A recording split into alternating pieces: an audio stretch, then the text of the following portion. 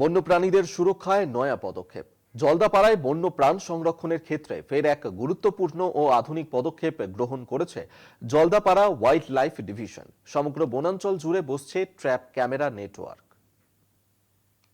বন্যপ্রাণ সংরক্ষণের ক্ষেত্রে ফের এক গুরুত্বপূর্ণ ও আধুনিক পদক্ষেপ গ্রহণ জলদাপাড়া ওয়াইল্ড লাইফ ডিভিশনের। সমগ্র বনাঞ্চল জুড়ে ট্র্যাপ ক্যামেরা নেটওয়ার্ক স্থাপন করে বন্যপ্রাণীদের বৈজ্ঞানিক ও নিয়মিত পর্যবেক্ষণ জোরদার করা হয়েছে। এই উদ্যোগের আওতায় জঙ্গলের অভ্যন্তর এবং সংবেদনশীল এলাকায় অত্যাধুনিক ইনফ্রারেড ট্র্যাপ ক্যামেরা ও হোয়াইট ফ্ল্যাশ ক্যামেরা বসানো হয়েছে, যার মাধ্যমে দিন ও রাত উভয় সময় সক্রিয় প্রাণীদের গতিবিধি নজরে রাখা সম্ভব।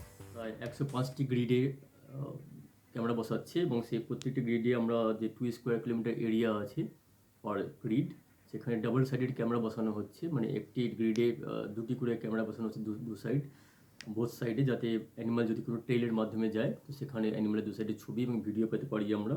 তো এই ক্যামেরা, দু ধরনের ক্যামেরা বসানো হচ্ছে। একটি ইনফ্রারেড ক্যামেরা যেটা রাতের অন্ধকারে ছবি এবং ভিডিও তুলবে, এবং আরেকটি হচ্ছে white flash camera, normal camera.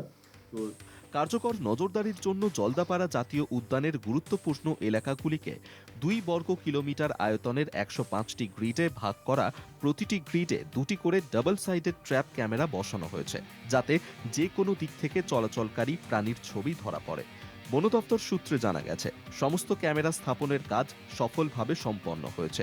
জলদাপাড়ার DFO Parvin Kaswan জানান, এই ট্র্যাপ ক্যামেরা থেকে প্রাপ্ত তথ্য বন ব্যবস্থাপনা ও সংরক্ষণ পরিকল্পনায় অত্যন্ত গুরুত্বপূর্ণ হবে। এর মাধ্যমে সংবেদনশীল এলাকাগুলিতে অতিরিক্ত নজরদারির সুযোগও তৈরি হবে। সব মিলিয়ে প্রযুক্তি নির্ভর এই উদ্যোগ জলদাপাড়ায় বন্যপ্রাণ সংরক্ষণের ক্ষেত্রে এক নতুন দিগন্ত উন্মোচন করেছে। আলিপুরদুয়ার থেকে অজয় শাহর রিপোর্ট, কলকাতা টিভি।